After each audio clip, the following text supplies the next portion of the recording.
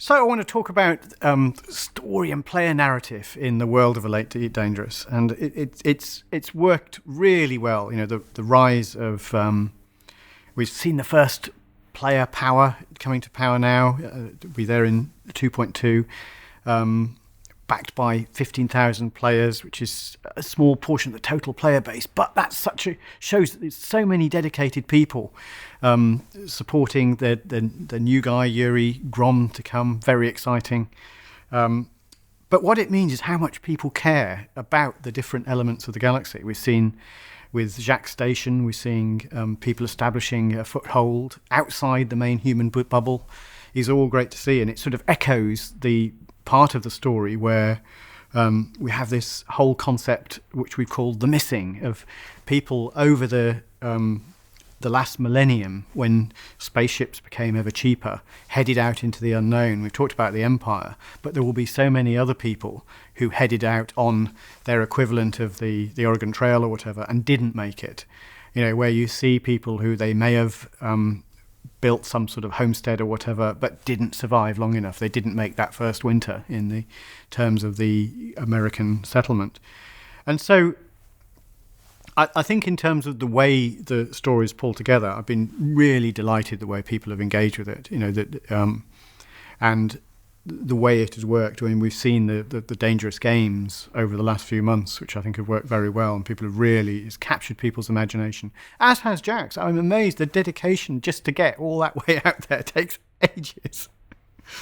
And I thought the Pleiades were quite a way out, you know, and but it's lovely to see so many people engaging with this, and with the wonderful world that actually players are creating as much as anything. You know, this sort of emergent story where people are interacting, people do care about the future, and where, even though it's not sort of initially quite what we expected, the amount of role playing we see going on. And also the other thing is, I typically play as Commander Braben in open, and people are actually, it's really great. You know, I did think originally I would just get killed, and actually that did happen a lot in the beta. I think quite a lot of times on YouTube. But anyway, the point being that people are genuinely they chat. I met some people out on Merope not long ago, you know, and it's just fun to have such a real sense of positivity, of community. And I think a lot of those features, you know, people playing in Wings and things like that, have really embraced that. You know, we see these, the Distant Worlds expedition, which I think was wonderful, crossing all the way to the other side of the galaxy, which is even more a huge undertaking. And the people who meet up at Sagittarius A star, for those who don't know, is the black hole at the centre of our galaxy, which is a hugely long way away from the human bubble. And even the human bubble in Elite Dangerous, which is a huge volume with a huge number of stars and systems, which is where almost all of the game activity takes place, is a tiny little dot on the scale of the galaxy.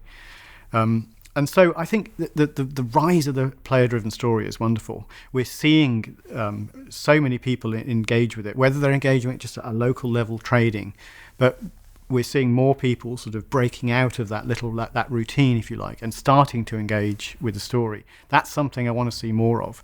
And essentially it's something where we're at the beginning of something. We're going to see a lot more of these things to come. We're starting to see first indications of alien life. And I mean life, with archaeology to come as well, and species that are long dead, but there's a reason they're long dead, and that will come. And I will even give a slight hint. The reason they're long dead is not...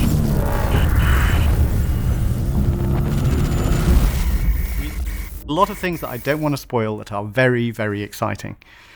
There are some indications that we're showing here at GamesCom of what is in the galaxy. And that's, of course, extremely exciting.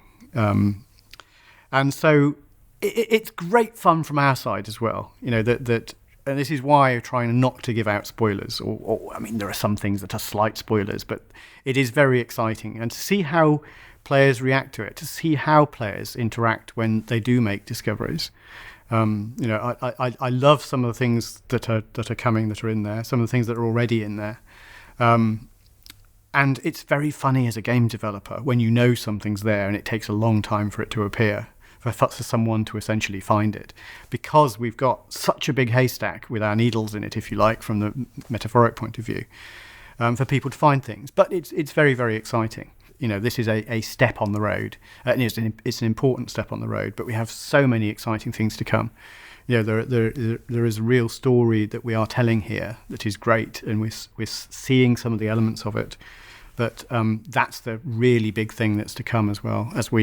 As that becomes more, there's more in the game, more visibility of it, and better ways for players to interact with it. And we're trying to make sure that the player-driven narrative it has the opportunity to be front and centre. We already call out commander names in Galnet when particular commanders have made a difference, if you like. And I think we want to see more and more of that, especially when it comes to big battles or significant battles which have changed the course of what might be to come. So Jaques Station is fascinating. The response to his plight. For those of you who don't know, Jaques runs a station that headed off into the unknown.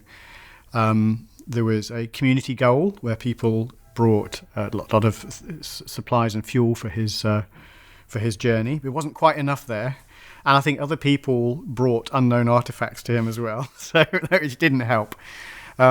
But he didn't make it as far as he'd hoped, so he ended up lost in space. He had a problem, he had a failure, and players finally found him in an immense galaxy. A player, and I'm embarrassed to say I don't remember the commander name, the guy who...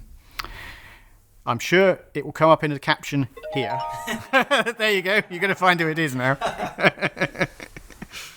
And found him, and then people have brought supplies to him, and now we've got a human foothold, a long way outside the bubble, a really long way outside the bubble.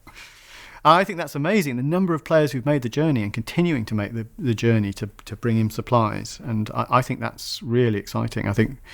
I'm hoping more settlements will be set up around it, and we'll get a second bubble. I think that's what looks like is going to happen. But that's being player driven, and that's great.